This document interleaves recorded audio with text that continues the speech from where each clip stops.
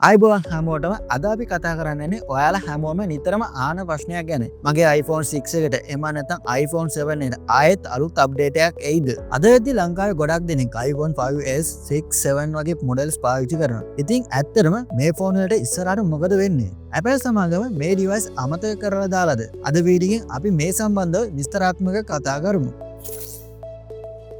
මුලින්ම අපි තේරුම් ගන්න ඕනි Apple සමාගම කොහොමද අප්ඩේට් ලබා දෙන්නේ කියලා. සාමාන්‍ය Apple iPhone එකක් රිලීස් කරලා අවුරුදු 6ක් අවුරුදු 7ක් යන විතරයි ප්‍රධාන අප්ඩේට් ලබා දෙන්නේ. iPhone 5X එක ආවේ 2013 දී. ඒකට 2019 වෙනකන් අප්ඩේට් ලැබුණා. iPhone 6 එක ආවේ 2014 දී. iPhone 7 එක ආවේ 2016 දී. ඉතින් මේ හැම ෆෝන් එකක් දැන් තමන්ගේ අප්ඩේට් කාල සීමාව අවසන් කරලා තියෙන්නේ. එනිසා මේවට iOS 10 වගේ අලුත් වේසන් කීයටවත් ලැබෙන්නේ නැහැ.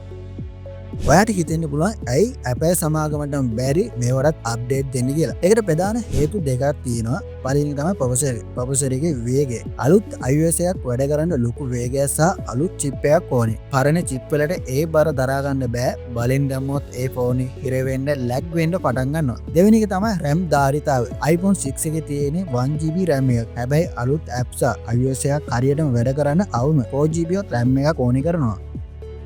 මෙන්න මෙතනදි තමයි විශේෂම දේ තියෙන්නේ. ඔයාලට මේජර් අප්ඩේට් ලැබුණේ නැති වුණාට Apple සමාගම හදිසියවත් ලොකු ආරක්ෂක ගැටුලා security bugs වගේ ආවොත් ඒකේ විසඳන්න විතරක් security patch එකක් එවනවා. උදාහරණයක් විදිහට මෑතකදී iOS 12 iOS 15 වලට මෙහෙම security update එකක් ලැබුණා. හැබැයි මේවායින් ෆෝන් එකට අලුත් පෙනුමක්වත් අලුත් features වත් ලැබෙන්නේ නැහැ.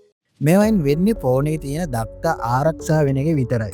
දැන් අපි බලමු මේ ෆෝන් වලට අප්ඩේට්ස් එන්නේ නැති වුණාම අපි පාවිච්චි කරද්දී මොන වගේ ප්‍රශ්නද එන්නේ කියලා. කාලයත් එක්ක Facebook, WhatsApp, YouTube වගේ apps වල අලුත් version එක install කරන්න බැරි වෙනවා. මොකද ඒ apps ඉල්ලන්නේ අලුත්ම iOS එක. මේ සම්බන්ධව මම වෙනම වීඩියෝ එකක් කරලා තියෙනවා YouTube channel එකේ.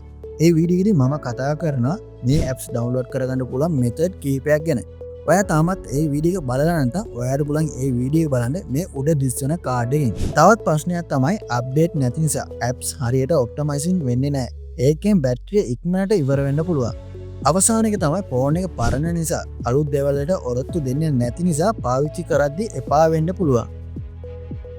ඉතින් අවසාන වශයෙන් කියන්න තියෙන්නේ ඔයා තවමත් iPhone 6 එකක් එහෙම නැත්නම් 7 එකක් පාවිච්චි කරනවා නම් දැන් ඔයාට කාලේ හරි අලුත් iPhone එකකට මාරු වෙන්න.